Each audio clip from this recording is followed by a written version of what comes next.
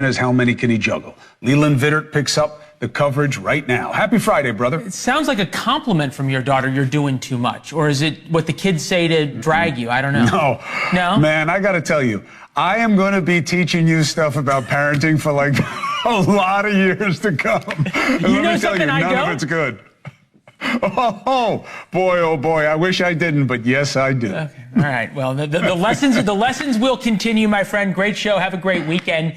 We start tonight with the ongoing economic crisis that is sweeping the country and the world.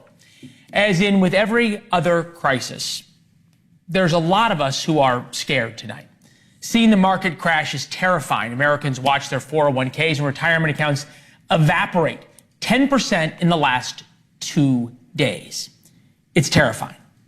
Yet at the same time, some American workers and business owners feel they have a chance finally at a level playing field and someone is fighting for them. The shrimp industry in the Gulf Coast, the steel industry in the Northeast, they are back in business today. But before we go any further, we need to offer a glimmer of hope for everybody. And this is something that is eternally true. America is not going out of business. That doesn't mean the tariffs are a good thing. It doesn't mean they are a bad thing. We just don't know yet. Most of the media keeps harping on how long Trump will keep doubling down on his trade war. According to the Washington Post, it could be a while.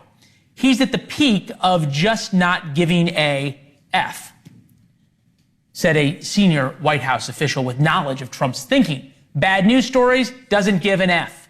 He's going to do what he's going to do. He's going to do what he promised to do on the campaign trail.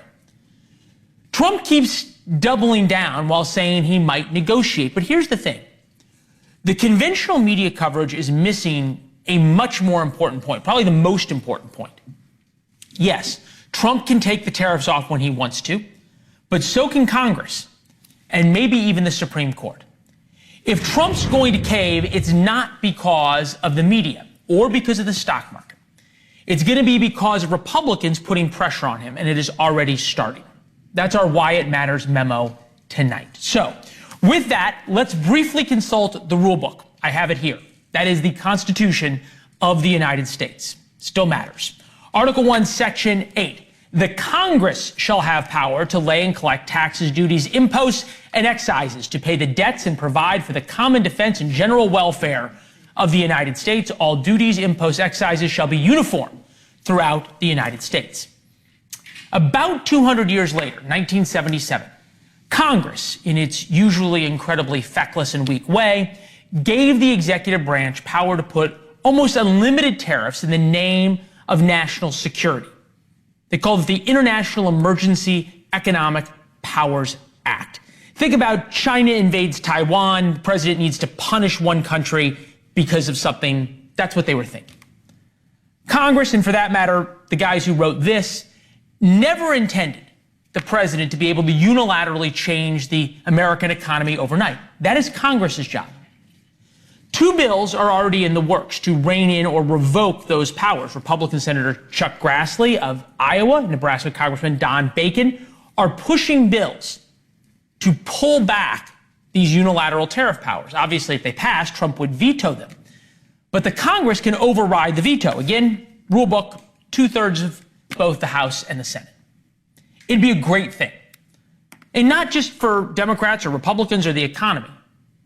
A President Alexandria Ocasio-Cortez could use those very same powers to put 100% tariff on oil. Call it a national climate crisis that affects national security. The powers are almost limitless. But right now, let's focus on Republicans. Important Republicans, big name Republicans, who are already starting to grow, maybe if I would to say it, generously skeptical of Trump's king-like powers. Have you seen the stock market this morning? I've looked at it a couple of times. Are you concerned? Yep. I'm certainly getting deluged with concerns from manufacturers, farming interests in Wisconsin, and that's even before retaliation has been really announced. I'm not a fan of jacking up taxes on American consumers. After today's stock market, I think a lot of people are going to be reconsidering the wisdom of this. Tariffs are like whiskey. Too much whiskey under the wrong circumstances, and you end up drunk as a goat. Only Senator Kennedy can put it like that. Lawmakers are a lot closer to the American people than Trump is. And sure, one of the reasons people are scared is because of the media doom loop. Tariffs will tank the stock market. We heard it all at the beginning of the week. Stock market goes down. See, it's going to get worse. Self-fulfilling prophecies. So far, a majority of Americans appear skeptical of Trump's tariff argument. New polling from The Economist finds 61% of voters believe tariffs hurt the average American worker. Only 14% think raising tariffs will help Americans. Donald Trump has a lot to prove. The power of persuasion, he's got to get working on. Pressure on Trump to change course normally backfires. But pressure on Republicans in Congress is very different. Worried Republicans in Congress could also tell President Trump they won't vote for his big, beautiful bill, the big tax cut spending bill, unless he reverses course on some tariffs. There is one rule in politics. All politics is local. If Trump's going to bend or make deals, it will come from pressure inside the Republican Party. Tonight, you'll be hearing from members of both parties. Senator Chris Coons, a Democrat representing the great state of Delaware, will be with us in just a minute. We start tonight with Senator Mark Wayne Mullen, Republican from Oklahoma. Sir, good to see you. Welcome back to the show. So far in the past couple of days, sound from Mike Rounds, Senator Langford, your fellow senator from Oklahoma, Ron Johnson, a big Trump supporter of Wisconsin, Cruz, Rand Paul, Senator Kennedy of Louisiana, sounding in a generous way skeptical, probably more fairly very skeptical of the Trump tariffs. Are Republicans getting squishy? I don't know. Everybody's got their own opinion on this. I have a tendency to refer to the guy that has been a very successful businessman, one that understands tariffs and the retail market better than anybody, understands the stock market better than any elected official I know, be it in the White House or in the, or in the Senate. The man has been on this path since he ran in 2015. He's continuing the legacy that he started in 2017, and he's doing exactly what he said he was going to do. He's got, at some point, Leland, we have to right this ship. At some point, someone had to have a brave enough and confident enough about themselves to be able to step up and say we can't continue down this road of gaining huge trade deficits. We have to stop the bleeding, and President Trump is willing to do that. And I trust him and believe where he's headed with this. Okay. I hate to correct you on facts. Donald Trump's been at this since the mid-1980s when he used to be on with Oprah, back when Oprah loved him. He kept talking about trade deficits and tariffs back then. I'm talking about since he's been in office. Fair enough. Yes, fair I'm talking enough. about, You said trade deficits. He's been in office. Yes. You also, the other issue that we're promised that this is going to fix, and the turmoil and the pain, the short-term pain, long-term gain, is the national debt. When Donald Trump came into office in 2017, national debt was $20 trillion. He promised it would be eliminated in 8 years. The national debt went up significantly during his last term, is now $36 trillion. If what he is proposing didn't work the first time, why should we believe it's going to work the second time? Well, so are we talking about tax cuts? Are we talking about tariffs? Or are we talking about overall we're talking about Trump's economic economy was very strong. Yeah. I'm not debating whether the economy is strong or not. I'm just saying what he said, $20 trillion of national debt was going to be eliminated in 8 years based on his economic policies. We're now here, 8 years later, we're at $36 trillion. Well, but there was a 4-year gap with Biden in office with COVID national debt that they spent like a drunken sailor. Yes, and Biden's administration spent like a drunken sailor too. He's not talking about going to eliminate the national debt right now. What he's talking about is let's have a balanced budget, and that's exactly what we're trying to do. Now, can we do it this year? I don't think there's any way we can do it this year. Is it possible to do it in FY27? I believe it's possible, but it's going to be tough. It depends on what type of savings we can get, how much trimming of the fat we can get out of the government, how fast we can bring the economy back. When we have businesses right now that's already, we're close to $1 trillion of new investment in manufacturing that's already taken place so far since President Trump's been in office. When these jobs come online, these manufacturing products come online, and we have markets to sell to, because right now we're limited on markets. Everybody has access to our market, our economy, but we don't have access to theirs. You could see where we could start really having an impact and start paying down the deficit, but we're not going to be able to get it paid off. I would hope to get it paid off in my lifetime. I think it'll be difficult, but remember, we're only able to set a budget 2 years at a time.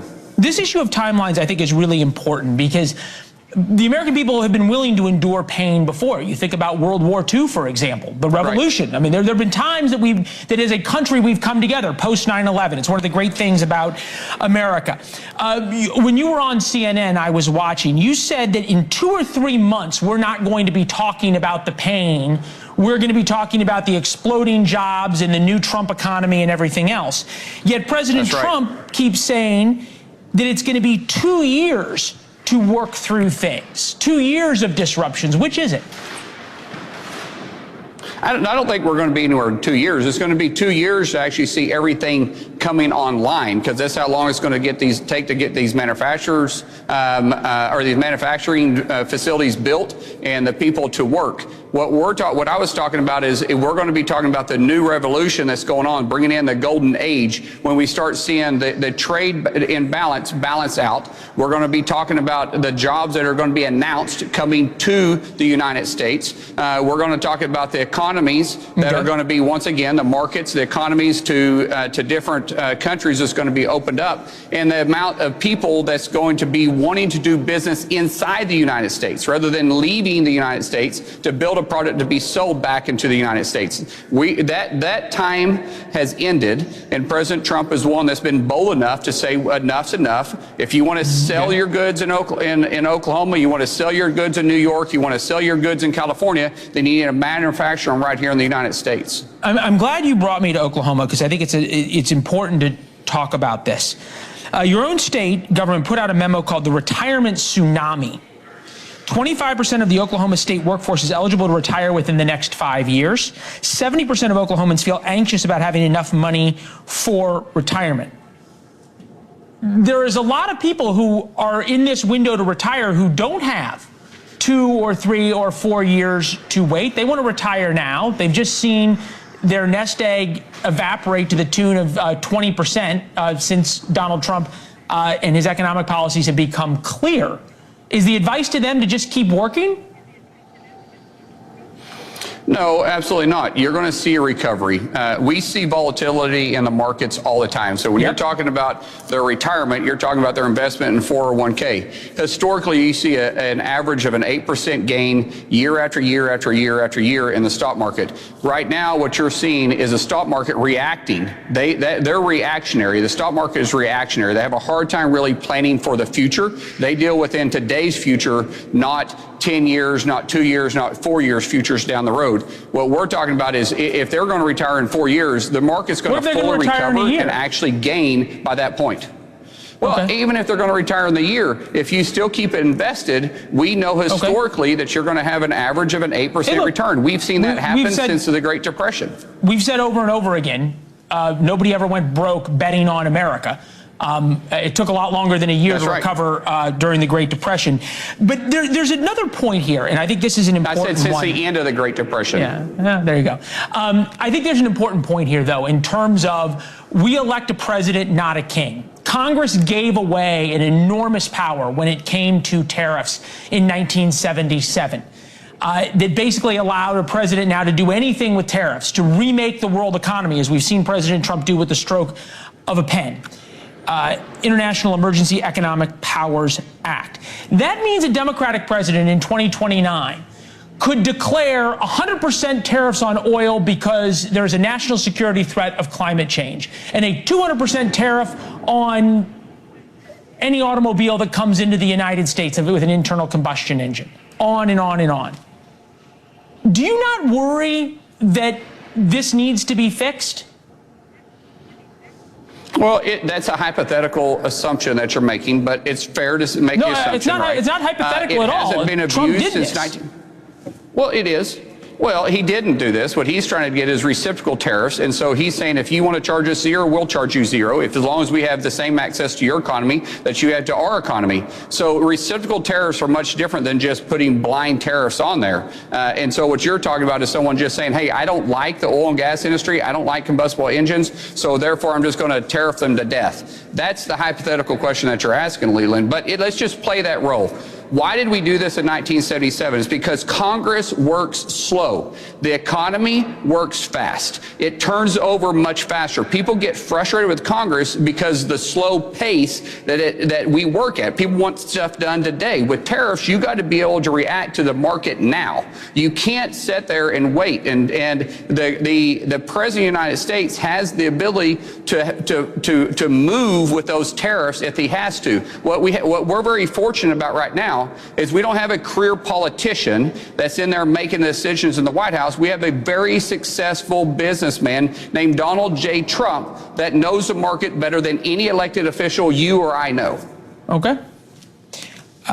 In Trump we trust is what I've heard from a number of Republicans. It's good to see you, sir. Thank you. For as much as Democrats have been losing their minds over the Trump tariffs, it wasn't that long ago. It was the Democrats asking for tariffs themselves. Here are Democrats, of all people, a very young Nancy Pelosi, Bernie Sanders not that long ago, mocking Republicans for wanting free trade. In terms of tariffs, I think it's interesting to note that the average U.S. MFN tariff on Chinese goods coming into the United States is 2%, whereas the average Chinese MFN tariff on U.S. goods going into China is 35%. Is that reciprocal? Somehow, Madam President, we are going to create wealth in America and good-paying jobs in America as we shut down plants, we move to China, corporations there pay workers 20, 30 cents an hour, and we bring the product back into this country.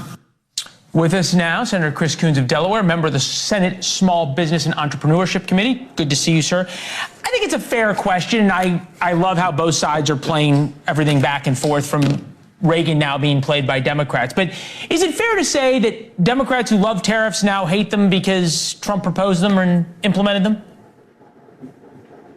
I don't think it's that simple or that clear. But Leland, what matters today to most Americans is how do the markets feel about these tariffs? The tariffs that President Trump has slapped on virtually every one of our partners and our trading allies. The stock market has lost trillions of dollars in value, nearly 10% in just 2 days. So if you're looking at your 401k, if you're looking at the value of whatever you've been able to sock away in your retirement plan, you're not happy. And I think part of why the markets haven't gone down further is lots of folks think Trump is just bargaining, that he'll pull some of these tariffs back off. Trump's had lots of different views over the years. He's been a Democrat, a Republican, but supporting strong tariffs as, in his view, a way to protect American manufacturing is something he's believed in consistently for decades. But most economists, left and right, don't think that high tariffs indiscriminately put on all of our major partners will help our economy. A couple of things. I think you're right. We have a soundbite going all the way back to 1988 of Donald Trump with Oprah talking about that. So fact check, true. You mentioned the market, and I think there is a point to be made, and I've heard Democrats do this before in times of economic crisis, that the market is not necessarily America. 10% of America owns 88% of equities, the richest 10%. The next 40% own the remaining 12%. 50% of Americans are in debt, the working class, paycheck to paycheck voters in America. And a number of them say they are going back to work. They are celebrating. Here's somebody we had on the show last night. I think the president had to do something. Nothing was being done. I think his hand was forced. Here in New England, our industry has been decimated by foreign competition north of the border. I think once all the dust settles, that people realize that, you know, they're going to be buying steel from American mills. That's an iron worker, a steel plant owner, who says he's going to go from 1 shift to 3 shifts. For the bottom 50% of America who has no exposure to the stock market, how is this not a good thing?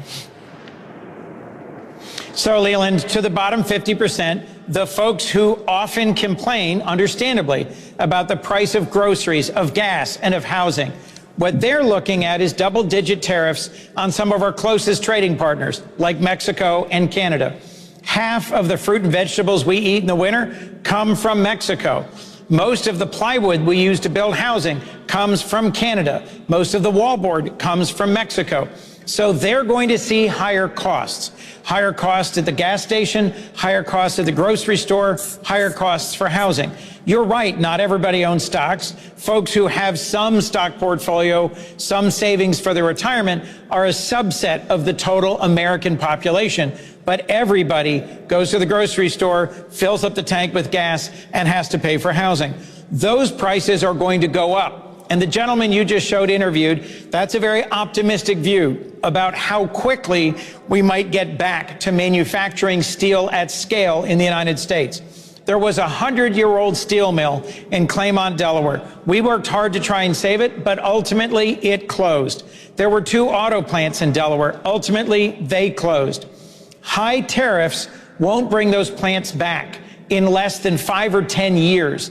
And the costs of manufacturing here in the United States are still too high. Something happened this week that really struck me. There is a decades-old program, bipartisan in its support here in Congress, highly effective, called the Manufacturing Extension Partnership, that helps small and medium manufacturers in the United States be more efficient, compete with other countries' products for business, and grow. And the Trump Department of Commerce just slashed it to the bone. I don't think they know whether they're really trying to restore manufacturing in the United States or simply trying to slap tariffs on lots of other countries' products. Look, and we've heard, obviously, lots of different versions of the tariffs. To be fair, we have the president saying he's willing to negotiate. We have Peter Navarro, his trade advisor, saying absolutely not. The tariffs are here to stay, on and on. 1970s Democratic talking points. Washington Post tax global climate laggards. A bipartisan plan to punish global climate laggards, tax them. New legislation in Congress would lay the groundwork for tariffs on imports from countries with looser environmental rules. Senator Chris Coons, Delaware, Kevin Cramer, North Dakota. Goal is to impose fees on iron, steel, and other imports from countries that are not significantly reducing greenhouse gas emissions. That is using tariffs to get to a policy end. And as if you said in the beginning that this is a negotiating tactic by President Trump to get better deals. Again, don't we have to wait to see how these play out before the doomsday scenarios? Certainly before the doomsday scenario. Leland, let me be clear about my bill with Republican Senator Cramer. It requires a study of emissions intensity so that we know and can prove to the world that our steel is cleaner, that our glass and our aluminum and our fertilizer, heavy industrial products where we compete globally. The point of that bill with Kevin Cramer was to study and prove that our industrial products, which already have to comply with high emission standards, are cleaner than competitors from China, from Russia, from India. I don't want Kevin to get in trouble because he didn't agree to a bill that would impose taxes or tariffs. I do think that if we put fees, tariffs on dirty steel from China and Russia, then we'd be leveling the playing field. So I don't necessarily think tariffs are always bad. But I think tariffs on our close partners and allies should be used sparingly, if at all. And to your point, we'll have to see whether this is a negotiating tactic or whether they stay in place. I think if they stay in place for the long term, prices will go up for millions of Americans and our markets will go down. Well, the markets have already gone down. Senator, it's good to see you as always, sir. Thank you. I know you all have a late night of voting here all the way into the wee hours of the morning. We'll talk soon, sir. Thanks, Leland. Yes, sir. We know how Washington feels, but Liberation Day means something else in real America. Jillian Michaels tells us if Main Street is in for pain to get the gain.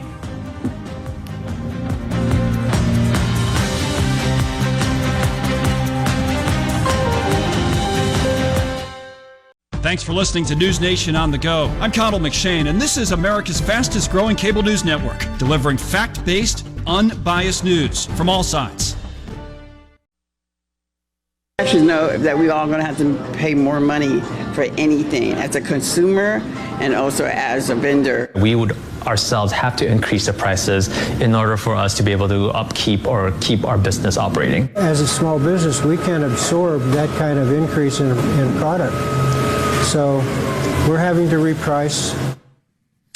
All right, shock and awe for all of America. The last 2 days have left many Americans scared and reeling, others celebrating.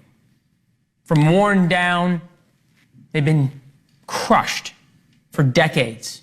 American jobs shipped overseas, towns destroyed and evaporating. And now they see Trump's tariffs as much needed relief.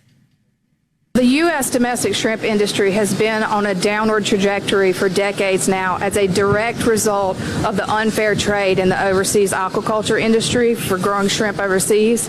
And these tariffs threw us the lifeline that we needed to hopefully live to fight another day in our industry in this country.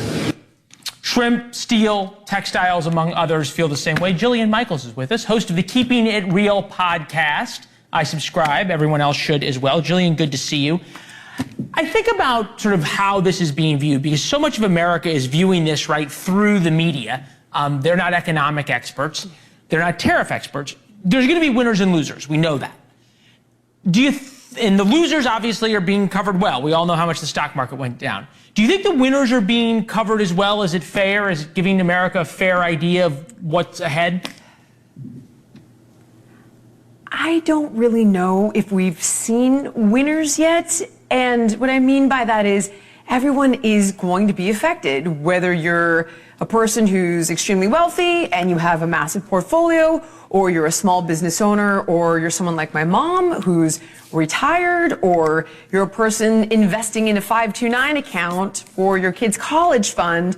We're all seeing it. It's scary. But what I will say, without question, is that there's a heck of a lot broken.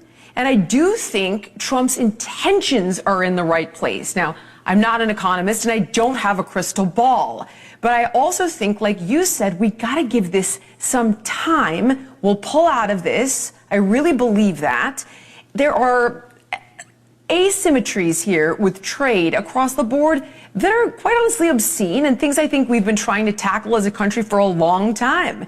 Whether this works, I don't know, and Trump is certainly the best at playing chicken out of any human being on the planet that I have ever observed. So I'm basically holding on to the roller coaster, I think, just like everyone else. Yeah, it's a poker game, right? He thinks he's sitting here with 4 aces. If it's between you and economists, we'll always have you on. Far more interesting. I have a degree in economics, never found an economics professor who was interesting. But there's this sort of extreme focus on the stock market. One, because the numbers are big. Two, because it is the most instant response. Prices at the grocery store haven't gone up. Prices on Amazon haven't gone up.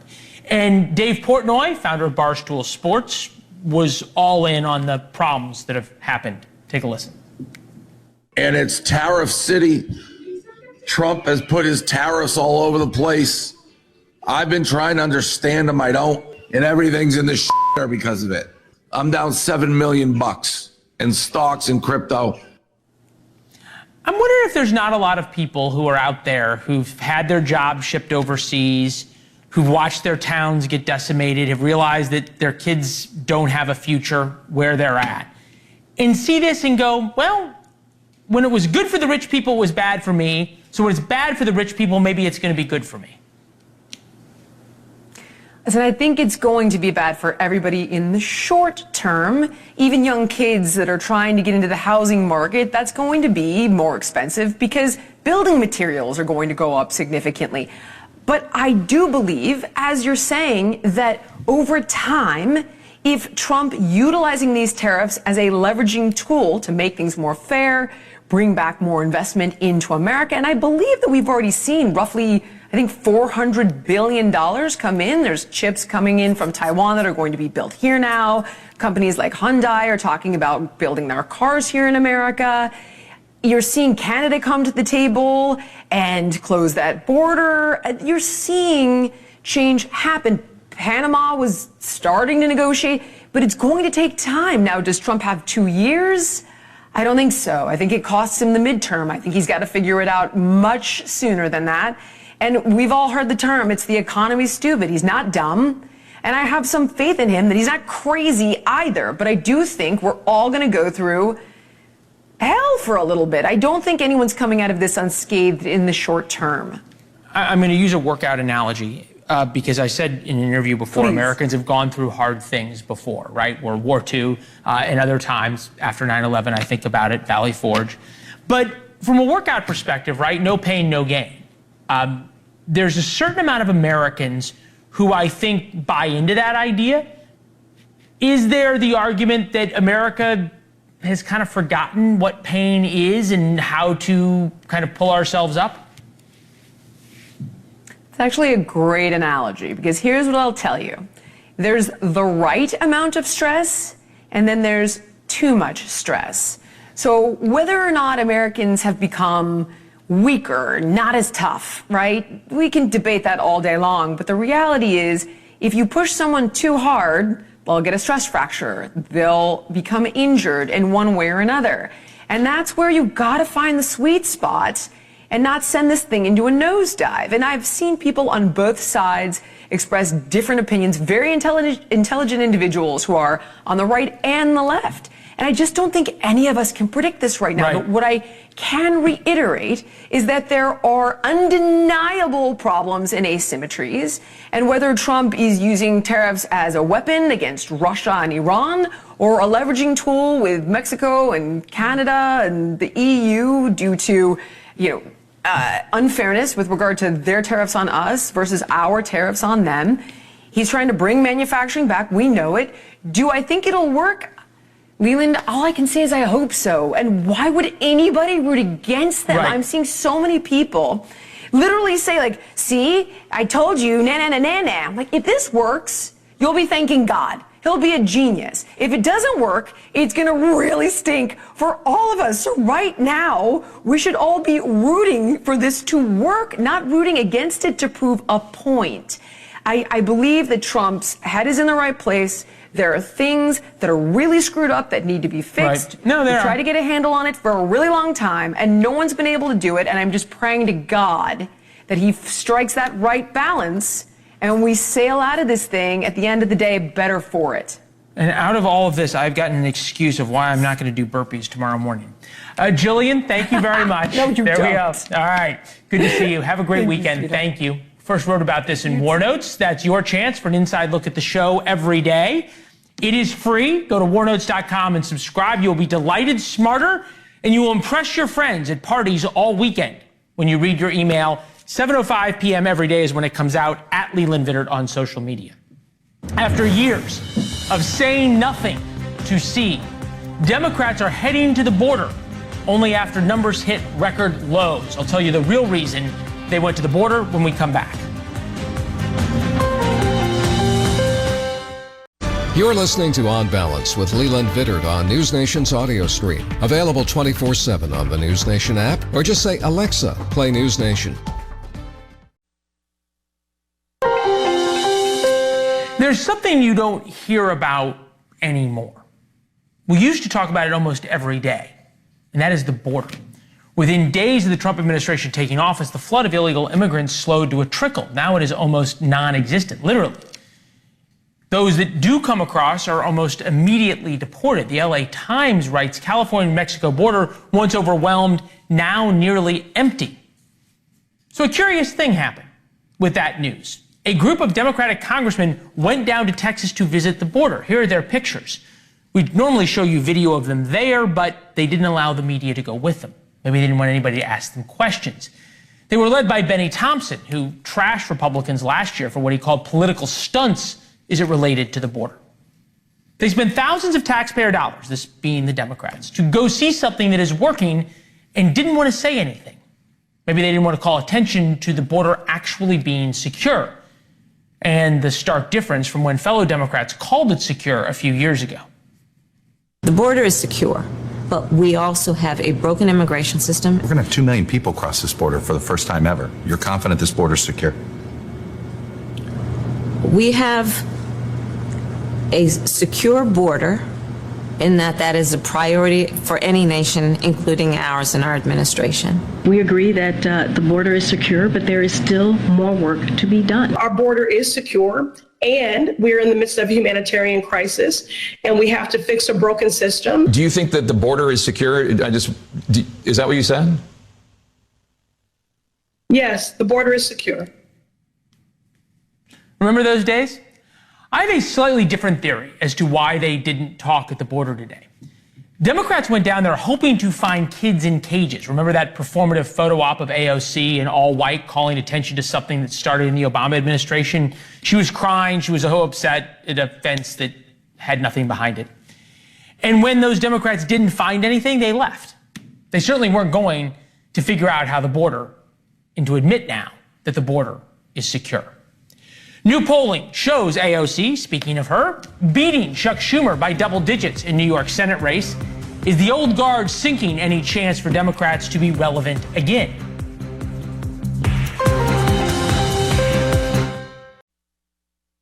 It has been easy during most of our lifetimes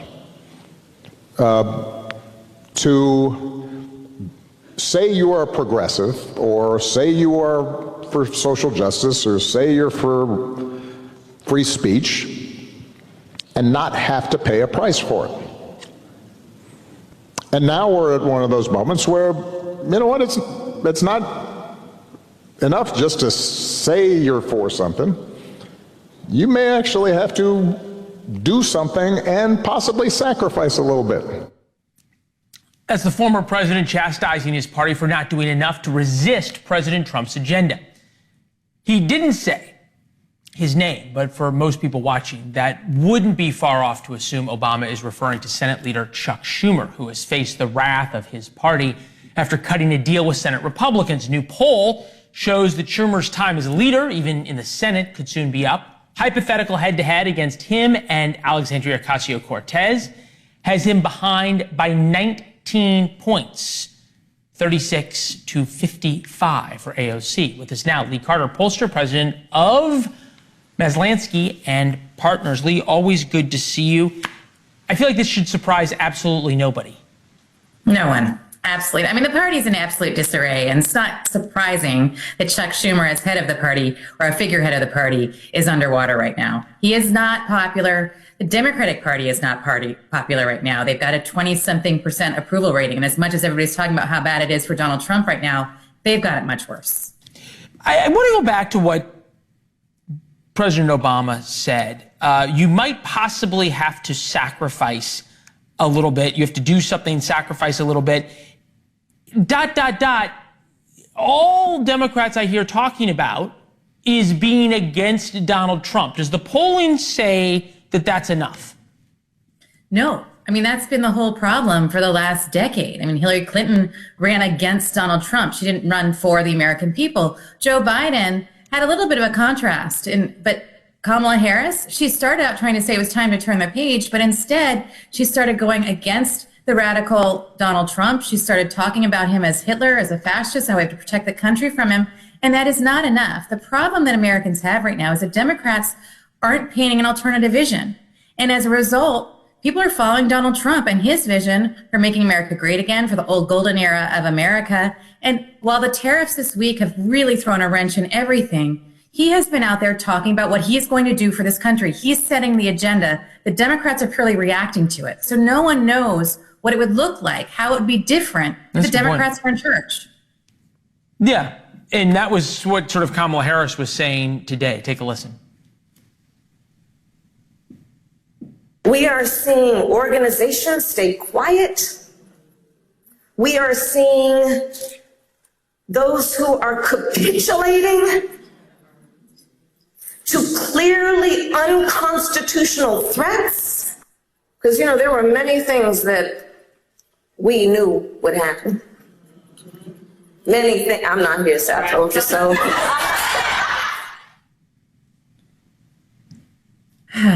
Well, I mean, we can go back. She can say she told us so. She can do all that she said she wasn't going to do, and she's yet done it. And I'm just not sure the Democrats have learned because, yes, things aren't great right now. They have an opportunity to paint an alternative vision. And instead of highlighting how bad things are or really threatening on the threat to democracy or all that's going wrong, they're not saying, here's what we can do that's better.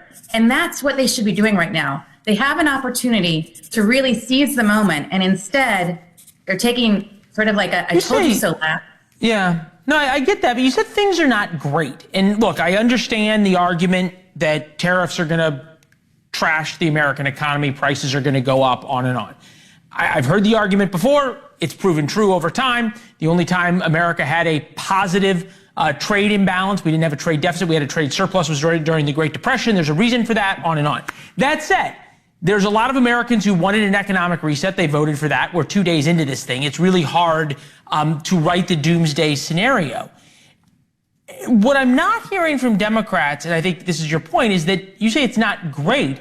I think there's a lot of Americans who are saying it's not great, but Donald Trump is offering me a way out of how I feel economically, and Democrats are not. Exactly.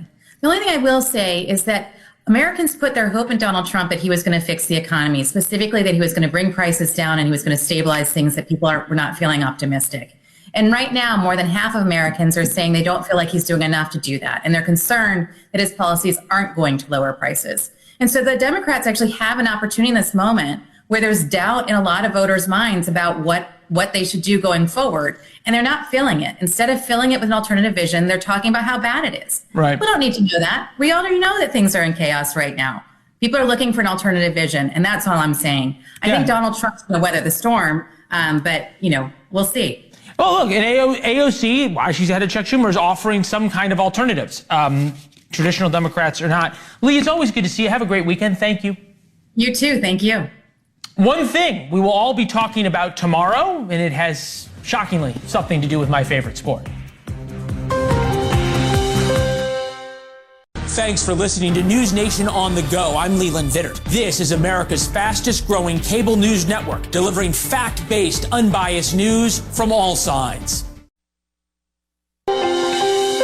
Next week is Masters Week, which to me should be a national holiday for the whole week. And the staff will wonder, or not really wonder, but understand that I have 3 computer monitors in my office, 2 of which will be dedicated to golf next week, only 1. So get ready for extra copy editing. This weekend, though, the Augusta National Women's Amateur. Golf is